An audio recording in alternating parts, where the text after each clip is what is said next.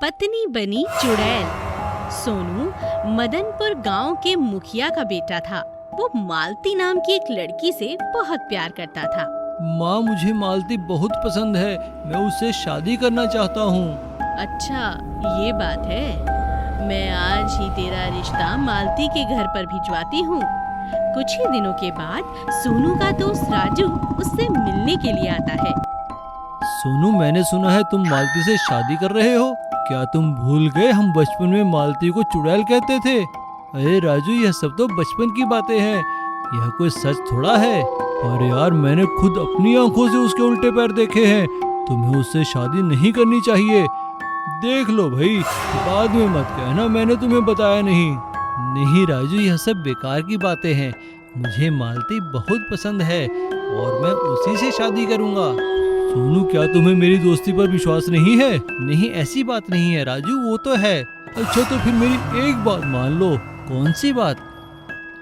आज तुम मालती को उपहार में एक शीशा दो और उसे मालती को अपने सामने ही खोलने को कहना। सुना है भूत और चुड़ैल आईने में नहीं दिखते, उससे साबित हो जाएगा मालती चुड़ैल है या नहीं। ठीक है, मैं तुम्हारी बात मान लेता हूँ और शीशा लेकर मालती को उपहार दूंगा। सोनू एक आईना खरीदकर मालती से मिलने जाता है। कैसी हो मालती? देखो, मैं आज तुम्हारे लिए एक उपहार लाया हूँ। मालती ने जैसे ही आईने को खोलकर देखा, उसमें उसका असली रूप दिखाई दे गया। वह मालती नहीं, वह मालती के रूप में एक भयानक चुड़ैल थी। मालती को चुड़ैल रूप में देखकर सोनू बहुत डर जाता है। इसी कोशिश में मालती रूपी चुड़ैल उसके सामने आकर खड़ी हो जाती है। जाता कहाँ है? तू मुझसे बचकर भागना चाहता है? मैं तुम्हें जाने नहीं दूंगी। तुम्हें तो मुझसे शादी करनी है कि नहीं? जाओ, आज जाओ, आज इस शादी के लिए सारी बारात ले आओ। नहीं नहीं, तुम कौन हो? तुम मेरी मालती नहीं हो सकती। तुम तो एक चुड़ैल हो। छोड़ दो मुझे, छोड़ दो। बचाओ, कोई मुझे बचाओ। तुम्हें जाने दूं? तुम्हें जाने नहीं दे सकती, क्योंकि तुम तो मेरे हो सोनू, तुम मेरे हो। बचाओ, कोई तो बचाओ, अरे बचाओ।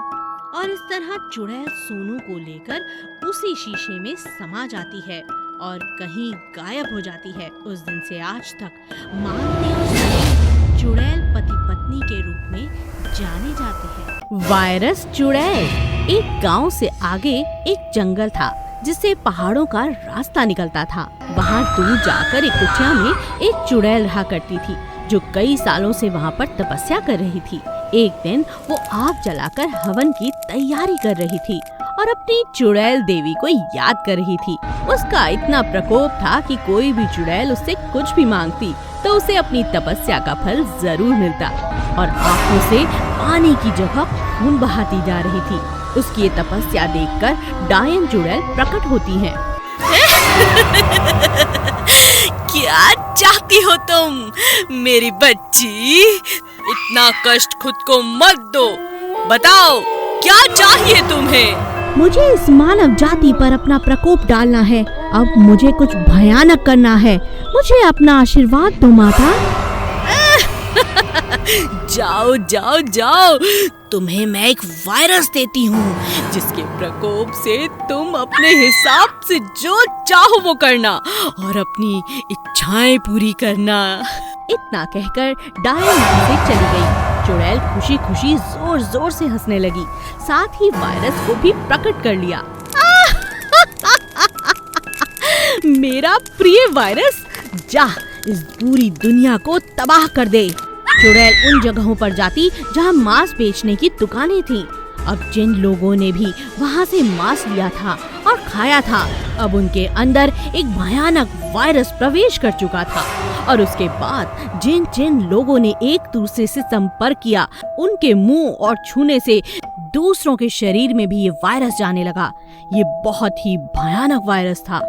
जहाँ भी कोई बीमार मनुष्य होता, उसी बीमारी से दूसरों को भी ये बीमारी लग जाती।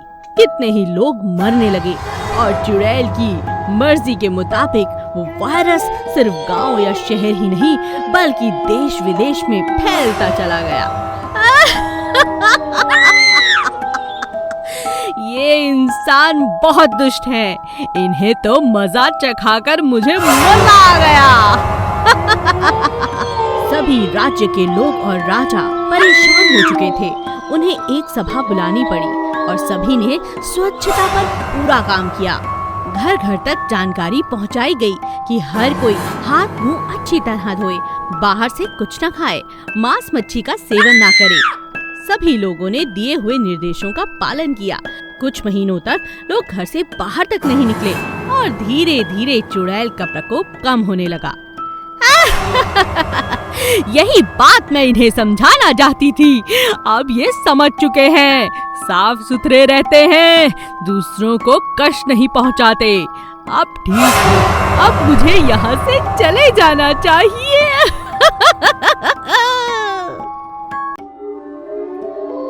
शांति नगर के एक गांव में एक चुड़ैल ने सबका जीना हराम कर रखा था। वो हर 2 दिन के बाद गांव में आती और घर के बाहर दरवाजे पर खड़ी होकर आवाज लगाती। क्या मैं अंदर आ जाऊं? जो लोग डर जाते और बड़बड़ाने लगते या पूछते, कौन है दरवाजे पर? ऐसा पूछने वालों को वो अपने साथ लेकर चली जाती। उसी गांव में आशा अपने सास, ससुर और ननद के साथ रहती थी। आशा की सास और ननद घर का सारा काम उससे करवाते और खुद आराम करते। अरे ओ आशा, कहाँ मर गई? सारा दिन कपड़े ही धोती रहेगी या खाना भी पकाएगी? बस माँ जी, अभी आई। आशा फटाफट खाना बनाती है और परोसती है। माँ पता है, कल ज्योति के चाचा ने दरवाजा खोल दिया तो चुड़ैल उन्हें भी अपने साथ ले गई। क्या कहा? चुड़ैल? हे भगवान! देख बेटी, तू अपना ख्याल रखना और गलती से भी दरवाजा मत खोलना। अगर कभी चुड़ैल हमारे घर आई भी तो ये आशा जाएगी उसके साथ, क्योंकि यही तो दरवाजा खोलती है। जा, अब तू फटाफट दरवाजे पर लिख कर आ जा कि हम घर पर नहीं हैं। चुड़ैल, तुम कल आना। आशा की ननद आशा को बिल्कुल पसंद नहीं करती थी। उसने जानबूझकर दरवाजे पे लिख दिया, चुड़ैल आज आ जाना, और चुपचाप आकर खाना खाने लगी। खाने के बाद सब सो जाते हैं, चुड़ैल नहीं आती। आशा की ननद सुमन सोचती है, मैंने तो चुड़ैल को आने के लिए कहा था। दिन चढ़ने वाला है, चुड़ैल तो आई ही नहीं। जाकर देखती हूँ।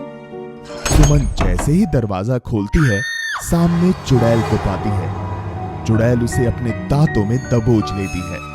सुमन चिल्लाने लगती है, बचाओ बचाओ, भाभी बचाओ। आशा दौड़ती हुई आती है। आशा की सास और बेटा भी जाग जाते हैं। आशा बिना डरे चुड़ैल को दबोच लेती है। छोड़ो छोड़ो सुमन को, छोड़ो। आशा बहुत समझदार थी। वो जानती थी कि केवल अंधेरा होने तक ही चुड़ैल किसी को अपने बस में रख सकती है और सूरज की पहली किरण पड़ते ही उसकी शक्तियां कमजोर पड़ जाती हैं। इसलिए उसने चुड़ैल को दबोच कर रखा और कुछ ही देर में दिन निकल आया। तब चुड़ैल चिल्लाने लगी और सुमन को छोड़कर वहां से भाग गई। ये क्या था? तुम ठीक तो हो? मुझे माफ कर दो भाभी, मैं इन सब की जिम्मेदार हूँ। मैं आपको गलत समझती थी, मुझे माफ कर दो। सुमन सारी बात घर वालों को बताती है। सभी आशा को खूब प्यार और सम्मान देते हैं और हर रात दरवाजे पर लिखकर सो जाते हैं, चुड़ैल आज हम घर पर नहीं, कल आना। लालची चुड़ैल। सकलपुर गांव में एक भयानक चुड़ैल का साया था। वो रोज गांव में आती और किसी ना किसी को उठाकर अपने साथ ले जाती। गांव के बाहर एक घना जंगल था जहां वो रहती थी। अपने शिकार को भी वो वहीं जाकर खाती थी। गांव वाले बहुत परेशान थे। वो किसी भी तरह उससे पीछा छुड़ाना चाहते थे, इसलिए उन्होंने एक सभा बुलाई। कल वो मेरी बकरी उठाकर ले गई और परसों वो मेरी दादी को उठाकर ले गई। हमें कुछ करना चाहिए, नहीं तो कोई नहीं बचेगा गांव में। ये चुड़ैल एक एक करके हम सबको खा जाएगी। हमें चुड़ैल का सामना करना होगा, कोई हल निकालना होगा। गांव वालों ने एक उपाय निकाला और सोचा कि आज रात वो चुड़ैल के सामने प्रस्ताव रखेंगे कि वो रोज रोज गांव में ना आया करे। हम हर रोज एक जानवर जंगल तक पहुंचा दिया करेंगे। अरे वाह, आज तो गांव वाले मेरे स्वागत में खड़े हैं। चुड़ैल जी, हम आपके सामने प्रस्ताव लेकर आए हैं। कृपया शांत हो जाइए और हमारी बात ध्यान से सुनिए। प्रस्ताव? कैसा प्रस्ताव? जल्दी बताओ, मुझे बहुत भूख लगी है।